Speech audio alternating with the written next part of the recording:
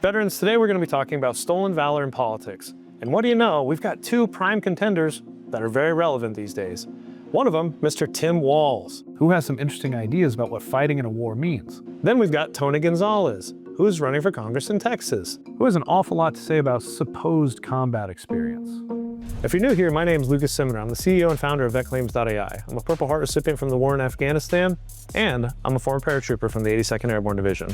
But today, I'm your favorite CEO, and I'm talking about politicians who are stealing valor. We're going to start with Mr. Tony Gonzalez. Grew up in Texas, enlisted in the Navy at 18, served 20 years rising to Master Chief Petty Officer. And if that sounds like a halo rank to you, it's okay, it does to me too. It's the Navy. He was an E9. He retired in 2019 and entered politics.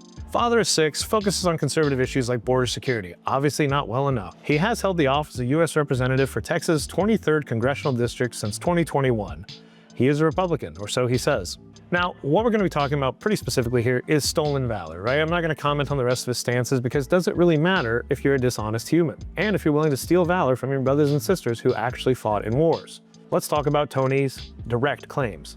So, Tony said, "I fought in 2 wars, Iraq and Afghanistan, invoking sensory details to claim combat experience." The direct quote is, "I fought in 2 wars, I know what war looks like, I know what war smells like, I know what war feels like." He said that in a House Homeland Security hearing in February of 2023. He goes on to say later, "Americans, including myself, have fought, and many have died in Afghanistan," when he commented on the Afghanistan withdrawal in 2021. Oh. To steal valor while talking on the Afghanistan withdrawal when you weren't boots on the ground is just insane to me. That was one of the biggest tragedies in American history. And I tell you what, he wasn't one of the people pushing for justice and accountability within the Department of Defense for that botched withdrawal. That might be the cream of the crop, but let's keep going. "I fought in Iraq and Afghanistan, and I can tell you that when America hesitates, when we send mixed signals, people die." Said that on CNN in 2024. He goes on to say once more, yes, there's many quotes here. "I spent 20 years in the military. I fought in 2 wars. I fought to give people the freedom to protest whatever the hell they want." He said that to CBS's Face the Nation in 2025. Now, what I'm about to tell you is one of the most entertaining things. Now, Tony's role in the Navy, he was a cryptologic technician, worked in intel collection, signals intelligence, right? He did collection from aircraft at 15 to 30,000 feet, not ground combat. He has no combat action ribbon or combat-specific awards listed in his public biographies. Veterans who served with him say Tony never fired a shot in anger and he was never in battle. That is a direct quote. Also, let's keep in mind the aircraft that he was on didn't have offensive capabilities. These are signals intelligence birds.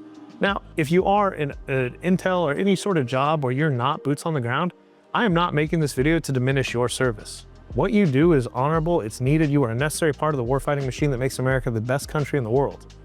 But when you lie about your service, it takes away from other veterans. Furthermore, when you lie about your service to gain power, money, sponsorships, votes, that is the ultimate betrayal of what you signed up to do for this country, which is to defend and serve the nation.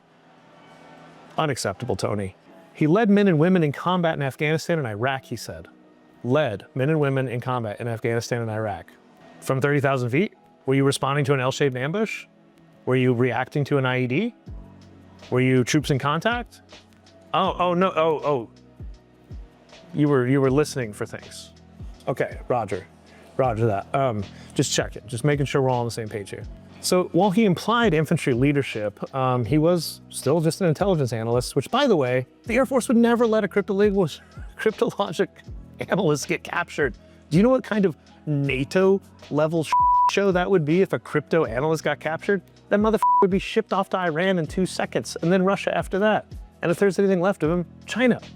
People who served with Tony are directly quoted as saying, "The one thing I am certain of is that Tony never fired a shot in anger, and he was never in a battle because of the amount of money and time they spent training us. If they are taken prisoner, it could have serious repercussions for the war effort." What was he thinking? I led troops in Afghanistan and Iraq. To the ramp of the plane? Sure, I'm certain you did it. The January 6th attack, it reminded me very much of my time in combat. You either fight or you run. I'm sorry, but in my time in Afghanistan, and drop in the comments if your deployment to Iraq or Afghanistan is different, I never had a bunch of geriatrics walking through a hallway saying this is the people's house. No, I did have geriatrics with AK-47s, RPKs, RPGs, sandals, man jams. Different setting, maybe. Just weird. I've never experienced that or heard about it. But either way, Tony did state that, January 6th was very reminiscent of his combat experience. And maybe it's because he didn't do in either one of those things, so I bet it was reminiscent of his combat experience.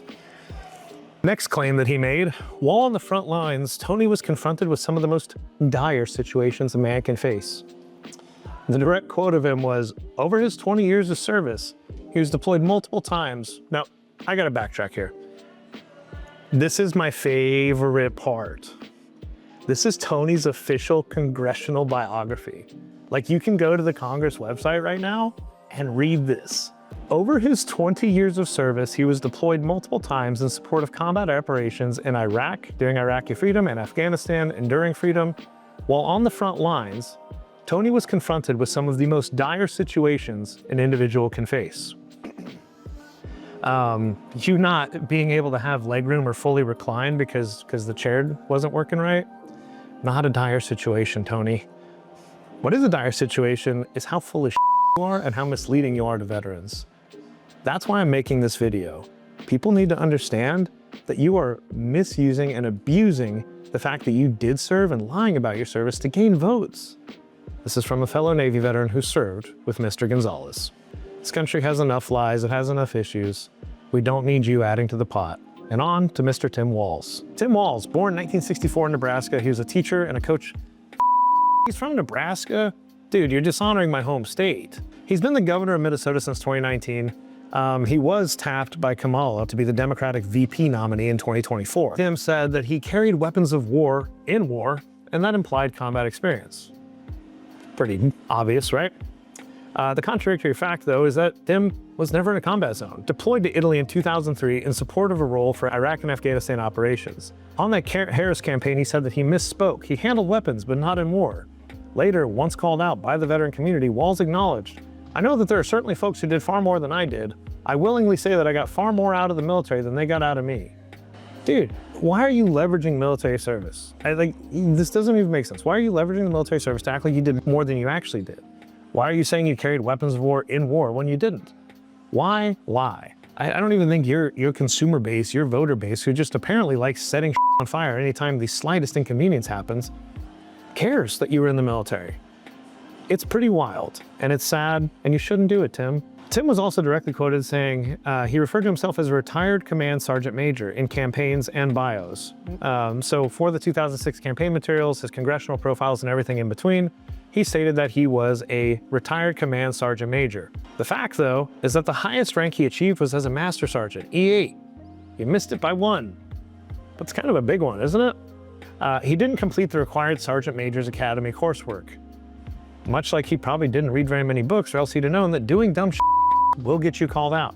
Now, his last direct quote that I'm gonna hit on today was, when I was in Afghanistan, you know what our troops were worried about? They were worried about their families, healthcare, and their pensions. I was worried about not getting my dick blown off. That was my primary concern. The quote referred to, though, is the only time he went to Afghanistan was as a congressman, not on a deployment. So maybe he was talking to someone who was sitting at the coffee shop and they're like, man, I really hope my pension's squared away. Maybe it was Tony Gonzalez. I bet that might have been the conversation they had. Goes into the Kandahar Air Force Base, coffee shop, right? Goes into the green beans and he sees Tony Stolen Valor Gonzalez sitting there. And he says, hey, Tony, what are you worried about with all your combat ribbons that don't exist and your leading troops into battle every day that you go through, you hard-fighting, war-fighting individual, you true blue American? What are you worried about? And Tony says, oh, I really hope my pension's good so that after I get out, I can fund my congressional campaign and lie to voters. Overall, I could go on for hours, maybe days. Veterans, you have to understand, and anybody watching this, you need to understand that you cannot vote for people who lie. Being in politics is hard enough. These politicians are faced with dollars, opportunities, deals, everything in between every single day to win their influence and win their vote. We must elect people with the highest level of integrity. People who have proven that even with monetary backing, they're gonna stay true to their word. If you can't trust someone to be honest in their congressional bio, can you trust them with your vote? We have to call them out because people need to know when you lie about shit like this, it comes out in the wash. Have a good one.